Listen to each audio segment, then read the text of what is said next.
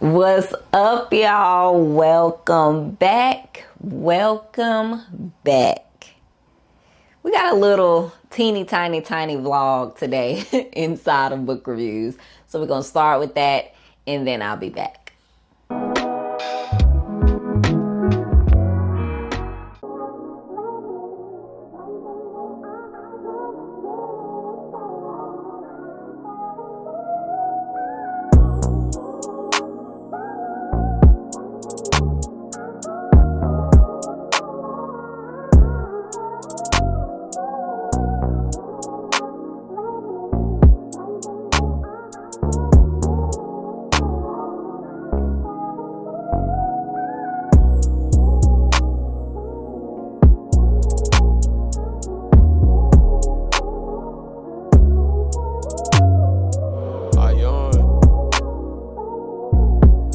Okay, y'all, bear with me. I don't have my tripod, but I'm trying to vlog yet again with no tripod. But anyways, I recently read Zeal by Morgan Jerkins and I loved it.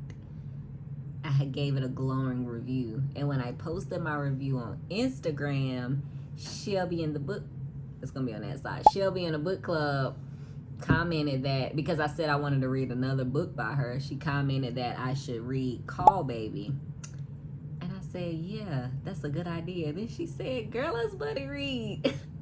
So I'm buddy reading Caul Baby with Shelby in the book club. And how far am I can't remember. I'm some chapters in, but let me update my reactions right now. Morgan Jerkins can write. She can just tell a good story. I'm caught up in it right now, okay? From the first few pages, I already knew I would like it. I like how she sets the scene, even when it's delicate topics, because it does start off with, you know, what I would consider like a trigger. It's written so well and it's handled with care. You know how some people write stuff and it's just like, it feels voyeuristic almost. It's not like that at all. So I can appreciate how she's like writing this story and setting it up. I can appreciate how creative she is, because at first I didn't really know. I didn't read what the book was about. I didn't know the synopsis or anything. But as I'm reading, I'm like figuring out where it's going, and it's so good. It's good already. Two things though. One, the men in this book, they pissing me off. All the men in this book are upsetting me. Every single one of them. And then two, there's this woman in this book and she's upsetting me too, because it makes me think about the stuff that people allow from other people that they say they love. Like the way that things that they accept because they want to be with a person, like being treated any kind of way, to where you got all these like rules and stuff in place, but at the bottom line, but like when it comes down to it, that person doesn't respect you, and that person doesn't love you, that person doesn't deserve you. And so that's frustrating to read, but the way it's written is so good. Like I want her to come to her senses, and I feel like she will, but I don't know. We'll see. But yeah, the characters are good. You know, they have Hallow, they got Amara. Yeah, it's good so far. So yeah, I'm about to probably read some more. I have the physical book, but I left it at home because I really don't like traveling with like physical books. I do not. Like, that's why I bring my Kindle. I really do not. I bring my Kindle. If I'm going on a trip, I'm not bringing a physical book. I was forced to bring a physical book with me, not for like pleasure, but like a required type book, and I didn't even want to do that. I was like, dang, can I just pull this up on my iPad? But I actually need the book.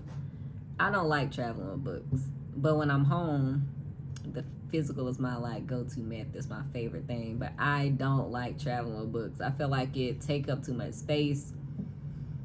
It's too much. Like I already try to bring as little as I can, so to have like 2 or 3 books, even one, it just still take up too much space when I got like a little Kindle I can just like put in there or whatever. So I have my Kindle. Probably gonna read some more before I go to bed, but I am tired, so we'll see. But I'm gonna come back and update y'all. I'm trying with this vlog, baby. I feel like I gotta give it 3 solid tries before I'm just like, okay, girl. But yeah, I'll be back, y'all.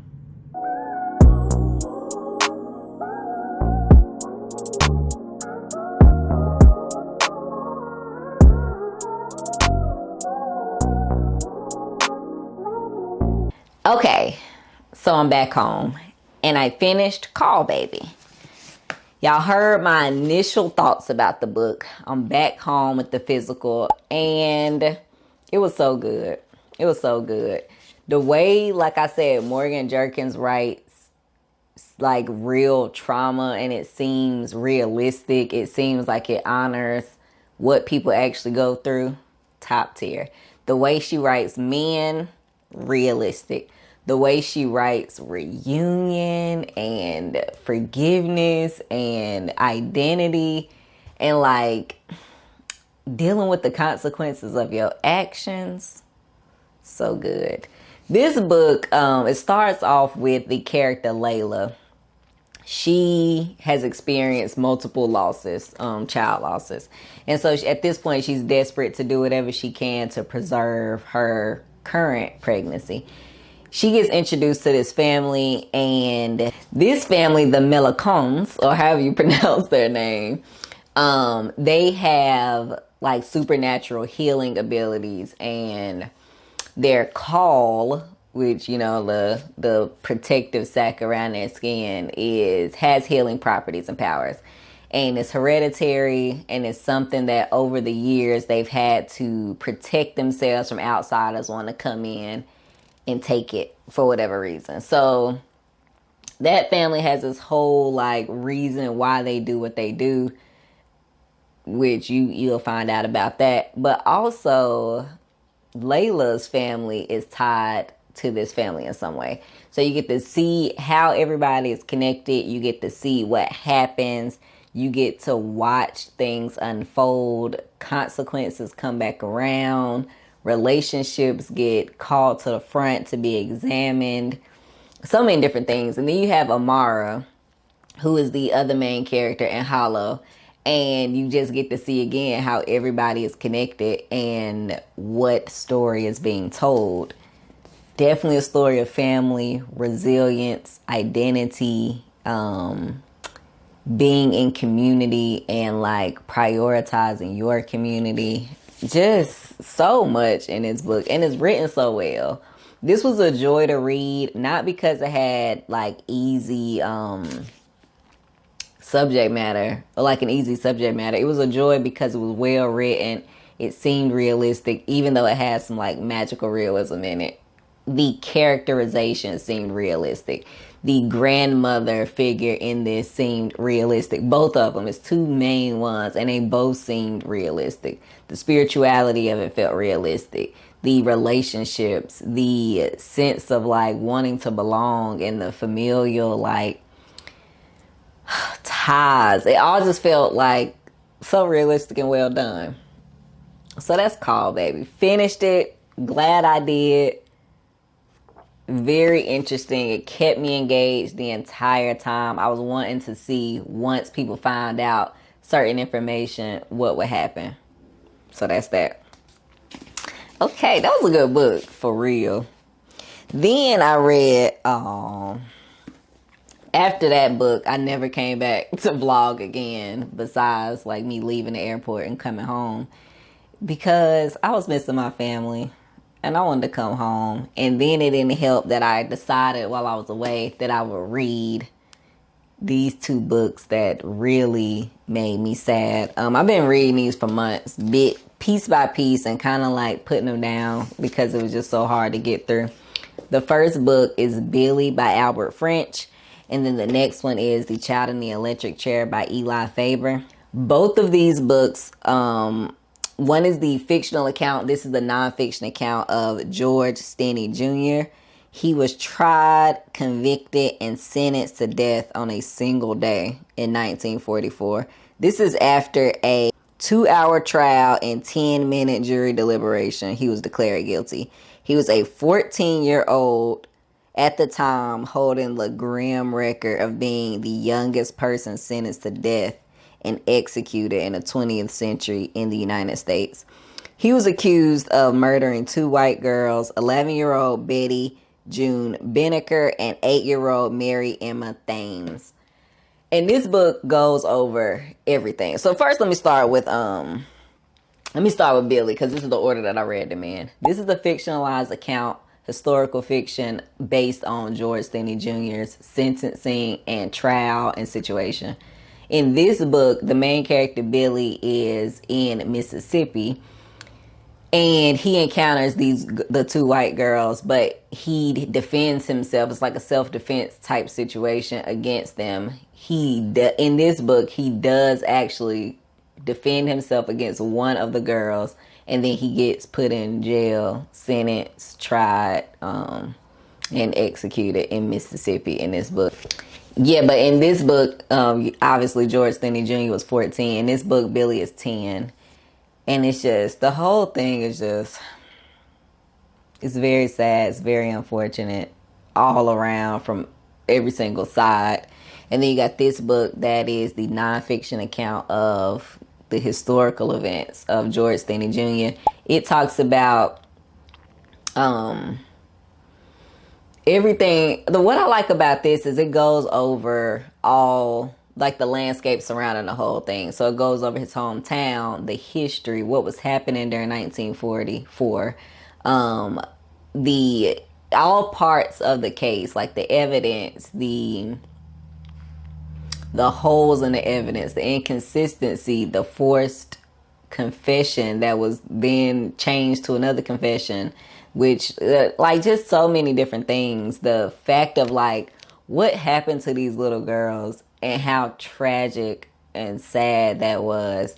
And then how realistically this 14-year-old, like, just so many different things of what probably did and didn't happen. And then people got to kind of share their opinion, who were alive during that time. And it's just so sad. And then you think about during this time, it was kind of like the political landscape too during this time, and the people involved, the leadership, and what the role of the policemen were during this time was all just so sad. How they were calling to lynch him if they didn't find him guilty and execute them themselves. Like if the state of South Carolina didn't, the lynch mobs would, and how his family wasn't safe, and just so many different things. How the trial was unfair. How just everything surrounding it was just so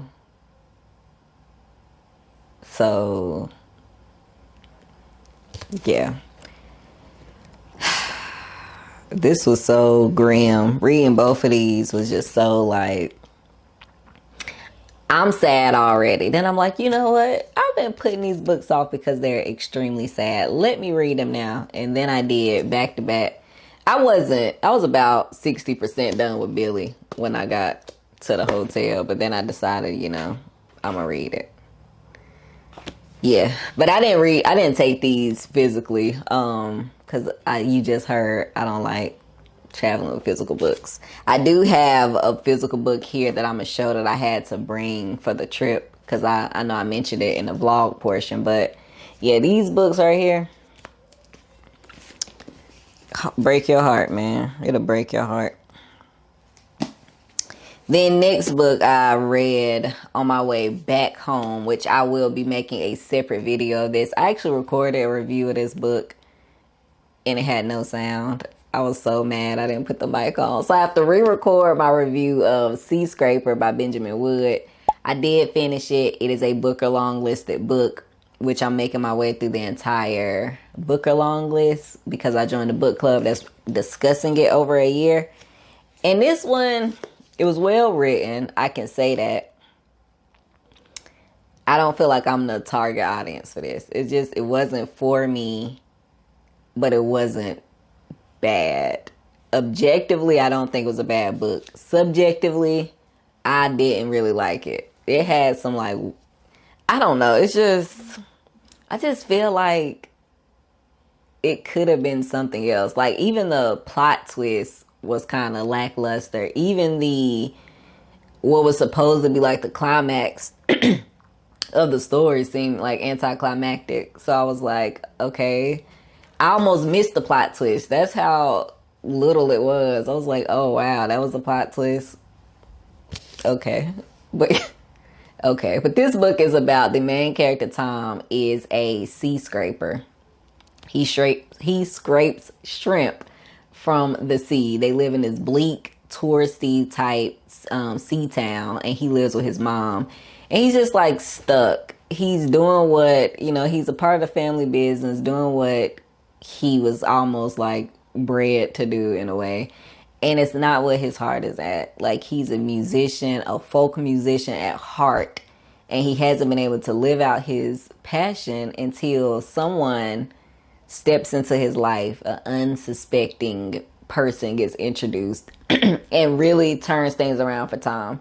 Tom is able to think about what he likes, what he wants, what he's good at. And then you kind of get to follow that progression over time. So yeah, wasn't bad. Even like the synopsis makes it sound better than the actual reading experience was to me. But it wasn't bad. It just wasn't for me. Seascraper. Okay. Even though I really like the cover. That's neither here nor there.